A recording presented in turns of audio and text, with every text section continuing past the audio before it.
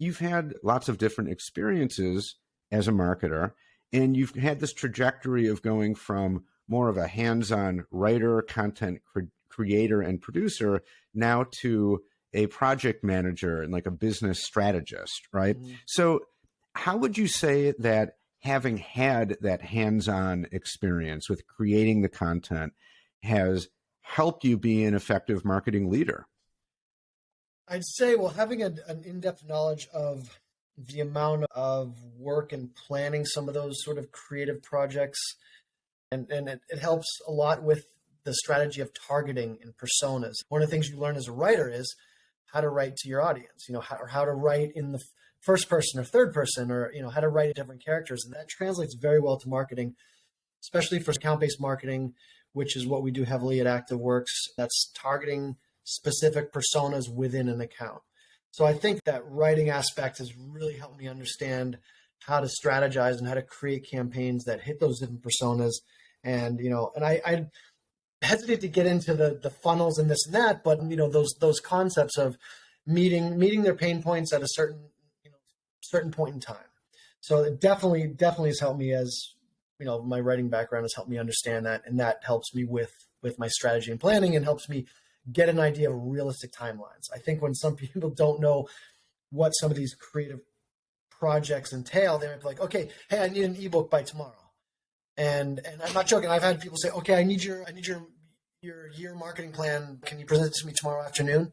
No, I know the planning takes time, but also the execution takes time. So I think that's helped me also in I guess pacing my marketing plans as well, knowing the amount of work and consideration it takes to build those things out. Yeah. You've talked about writing a bunch, and I'm a fellow writer. I came up that way too. So I have a real appreciation for the written word. But these days, of course, we're so much more in a visual world, right? We're doing an interview right now with video technology. Video is so big. There's such a push for it. But to what extent do we all, as marketers, do we still need to be focused on writing and the written word? Like, what role does writing still play today? I think it's absolutely crucial. And I will tell you right now, as someone who's hired people, I always look for writing is something at a certain point you just can't teach. So I recently hired someone out of college, and she's outstanding. I mean, she's just impressed me in every way. And I wanted to know, can she write a declarative sentence? Does she have basic, knowledge of writing? Because I think you have to be able to identify good and bad writing in marketing and sales. Or if you like something, you have to be able to say, why do I like it? It's like when you look at a competitor's ad and you say, that's amazing. What do I like about it? Is it the visual component? Is it, is it stock footage that was used creatively? Is it a funny slogan?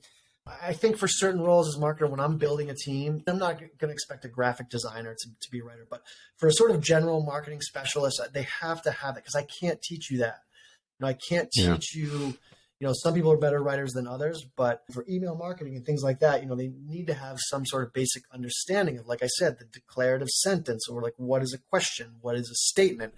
And you don't have to get that deep into grammar, but it's absolutely crucial. And I've worked with senior marketers in large companies who, they could have been VP of marketing in a product line, and their writing was terrible. And they'd always say, can you clean this up? And I'd be like, yeah, it's doable. But I think it really helps when you understand, when you can write at least, coherently. And surprisingly, that's been lost in corporate America. And I can't speak for, say the UK, for example, but even people, and I've interviewed people from top schools who just couldn't write. And I remember hearing my father, who was an attorney back in the day, and he would interview young lawyers out of these Ivy League schools who couldn't write. And that was the first thing my dad said, no, I don't care. Like, you could be from, night school or whatever. If you can write, that's crucial as a lawyer. And I don't know how much this was a conversation I had with him 20 years ago. And so, yeah, it's crucial. You don't have to be a great writer, but for certain positions, you need to be able to identify good and bad writing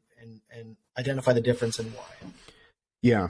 Yeah. And, you mentioned that you can't teach people how to write. And I think, just to clarify that maybe a little bit, I think it is possible to learn how to write. Right. I used to teach writing at the college level. So, you can take someone who's a not great writer and give them the fundamentals to at least improve, become like a decent writer. But I think I hear you in your role, you're not teaching writing as a VP of marketing. You just don't have time for that. Right. And so you really need, and I hear you. I mean, I have hired people before as writers, people who market themselves as writers who aren't good writers. Yeah. At least in my opinion, they're just not able to.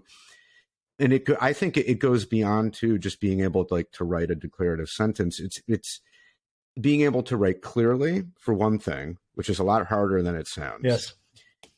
And also just to be able to, on the fly, manipulate language deftly, assume different voices and tones depending on the audience, like you said. And that's a highly developed skill to be able to do that and do it efficiently and do it quickly and get it right, the first time instead of having to go through 82 drafts. Right. I find it's hard to find these people. It is. And like I said, the reason why I think of it that way is, to your point, yes, we can help someone improve the writing, but coming on the marketing team, you're going to learn new already going to have so much to learn as it is that I don't want to have to worry about, like the basic fundamentals. And so, because when you come on, you have to learn, for example, okay, how do we use HubSpot? How do we use Salesforce? How do we use, you're going to be drinking from a fire hose, as they say.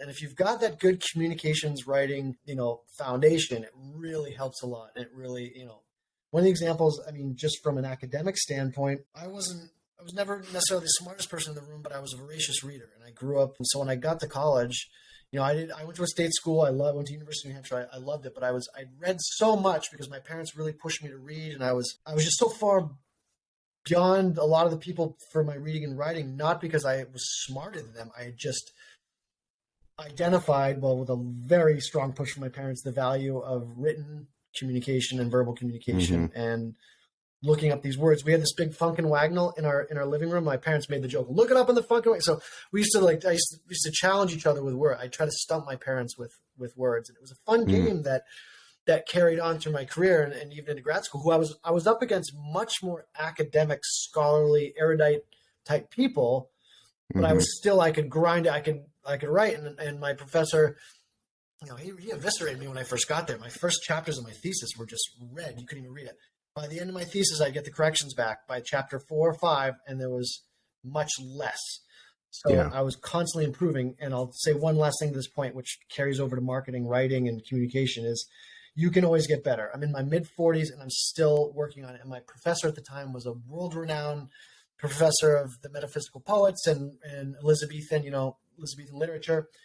And he was talking about a book he wrote. He was thinking in his late 60s at the time when I studied with him, and he had written a book it was John Donne. I can't remember exactly what it was. And he'd written it in his 40s.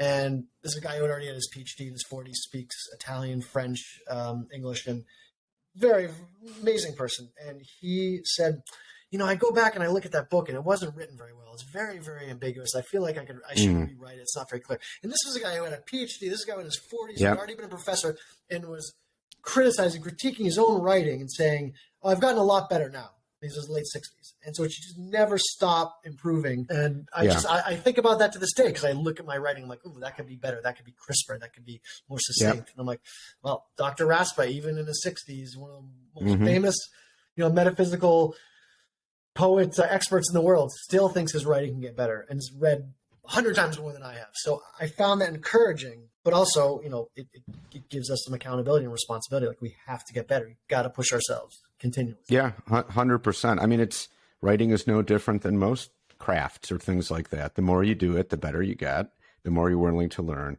And also there's a piece of writing is never really done. You could always do another draft with a little bit of time and distance from it, tighten it up just a little bit, make it a little simpler, a little more clear. That happens with email marketing. For example, I'm reviewing some email campaigns right now. I'm going through the built out emails. We do them in Word and then we build them out. And every single one, I have some tweaks before they go out. Yeah.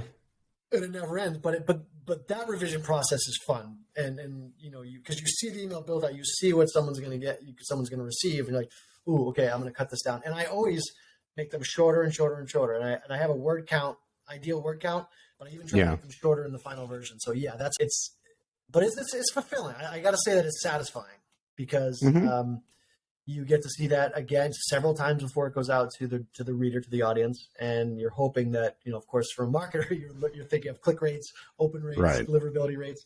But still, at the back of the mind, that's that writing. That's my professor. So you can always get better. You can always be clear. Your writing can always improve. Yeah, absolutely. So do you think about marketing? I mean, I'm sure the answer to this is yes, but I should really ask not a yes or no question, but a how question. So how do you think about marketing differently today in your current position as like a strategist than you did when you were doing more of the hands-on writing?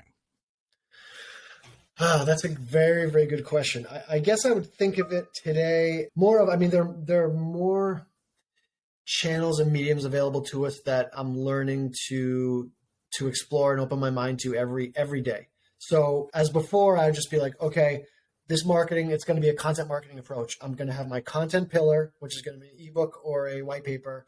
I'm going to break out the content pieces, email campaign here, advertisement here, video script from here. So I was probably more limited in my approach before as a content marketer. And now I've got to think in terms of, of leads that are coming from whatever source. And I'm quicker to abandon is not the right word, but I'm quick. I hate the word pivot, but I'm quicker now to change course.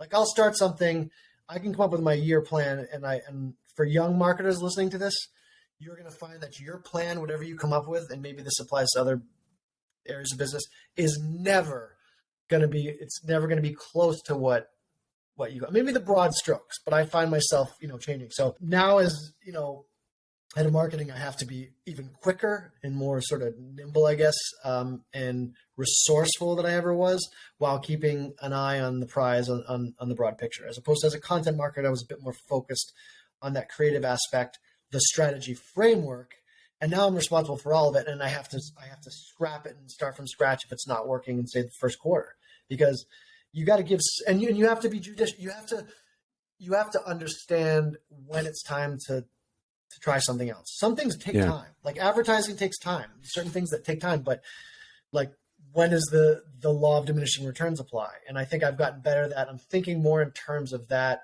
and more in terms of like I'm accountable to people at the top of the top. So, and the people under me, I'm not going to throw them under the bus. I'm responsible. And so I've got to figure out ways to, think of what am I going to get the sales? I got to meet my KPIs. I got to deliver sales enablement. I got to deliver leads to sales. And so definitely a more, as opposed to when I was a content marketer, a more, I guess, holistic approach it would be, and more technical too, in the sense that, I've got someone, helping me some of the stuff, but I've got to think about how, not just the funnel anymore. I've got to think about how these events going to translate into how's this budget going to work. If this doesn't work, we do co-marketing with IBM. So I got to think about how can I integrate IBM into my marketing strategy. And thankfully, as a IBM partner, they have a wonderful team, an entire team. I don't know how big it is, dedicated to helping partners like ActiveWorx who have software applications that operate on IBM technology, and they're wonderful, extremely helpful, and so that's a tremendous resource. So I've got to think about all those different things. While